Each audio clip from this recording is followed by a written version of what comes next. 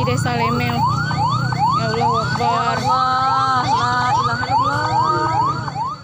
Selasa 23 Februari 2021, Desa Lemeu, Kecamatan Uram Jaya digegerkan dengan penemuan mayat laki-laki.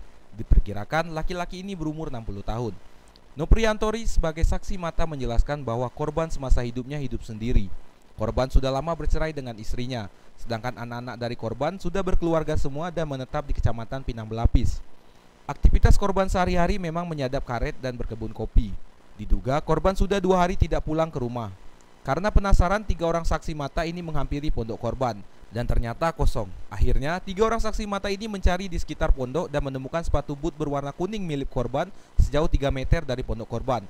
Waktu ditemukan, korban sudah dalam posisi terlentang di bawah pohon kopi. Jadi amu tuh pai ke tepe ikona, tepe ilen kan yang kawan sebelahnya ada juga. Len, cemong kan, kok nenek tuh nggak ada yang jawab. Apakah nenek tuh sakit apa-apa? Itu tuh ilen tuh ngomong. Ah coba kita tengok kan. Itu kami mutar kebun, kami cari-cari nenek tuh kan di pondok tidak ada, di situ tidak ada. Pas itu kami cari di kebun yang si mamang ini pai sebelah itu, saya di tengah, posisi Jangilan itu sebelah kanan kan. Jadi bertiga tadi? Iya bertiga.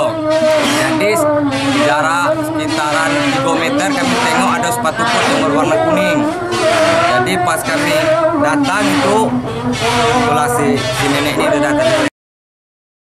Nopriantori juga menjelaskan biasanya korban pergi pagi dan sekitaran jam 12 siang sudah pulang ke rumah.